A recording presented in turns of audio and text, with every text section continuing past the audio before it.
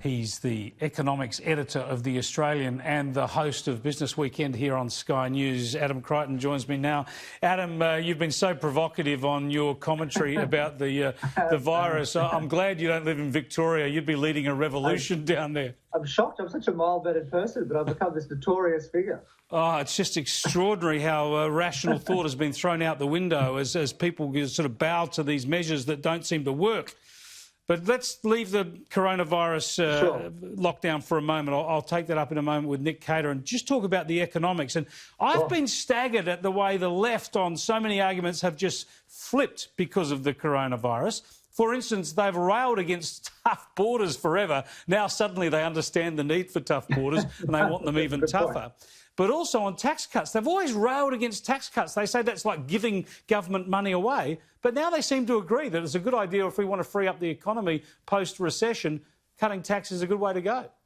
Well, look, I'm glad to hear that if that's the case. I mean, my understanding is the Labor Party is still a bit ambivalent about that third tranche of tax cuts, which is scheduled for 2024. Well, that's what I mean. They're just a bit ambivalent. Normally they'd be railing against it like crazy. Well, yeah, well, look, maybe they realise that there's actually a case for it. Let's be optimistic here. There certainly is a case for it. I mean, there's some talk of bringing forward the second tranche, the 2022 tranche, which really is just fiddling with a few of the tax thresholds. There's really not going to be much economic stimulus created out of bringing that forward. I think some people are saying 1st of July next year, maybe. That's only 1 year earlier. That's basically pathetic, really. I mean, in terms of bringing something forward, I think the whole lot should be brought forward the 1st of January. And, frankly, why not? Like the political imperative to preside over a budget surplus no longer exists. There's not going to be any budget surplus in the tenure of Josh Frydenberg and indeed in the tenure of this coalition government. So, whether it's a $50 billion deficit or a $55 billion deficit, why not have the tax cuts? And at least then we get some incentive for people to work, some supply side benefit. Yeah, rather allow people to keep more of their own money than borrowing more to hand it out. On the same basis, though, well, surely we've got to revisit the issue of company tax, because we all know for Australia to be internationally competitive, we need lower company tax rates. It was pushed away because it was politically too hard. It becomes imperative again now, doesn't it, if we're trying to attract investment after all of this? Well, look, for domestic investors, it's just a withholding tax, company tax. But, broadly, I'm in favour of lowering the company tax rate to about 25%. I don't like the fact we have this 2 or 3 tier system now where, depending on what size your company is, you pay a different tax rate. I think that's silly.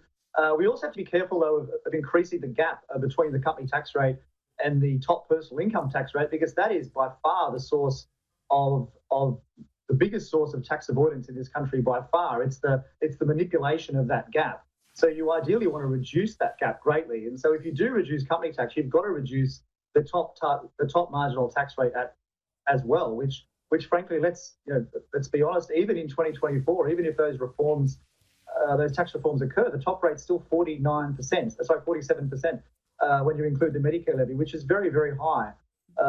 So all that tax avoidance is still going to be there. Now, the incentive.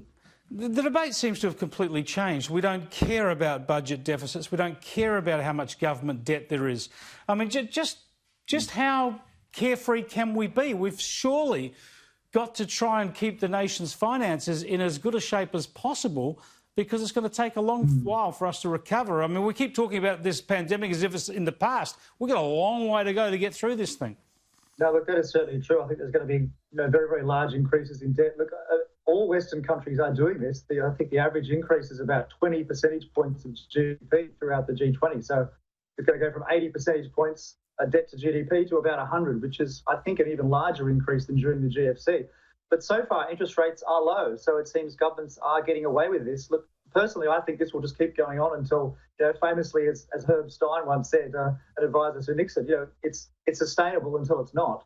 I think there will be a sudden change eventually, and interest rates will rise, inflation will rise, but we just can't predict when that is going to be. And when that occurs, it's going to be a pretty scary situation. It's very worrying. Thanks for joining us, Adam. Appreciate it. Thanks, Chris. You catch Adam here with the Business Weekend with Ticky Fullerton on Sundays at 11 o'clock.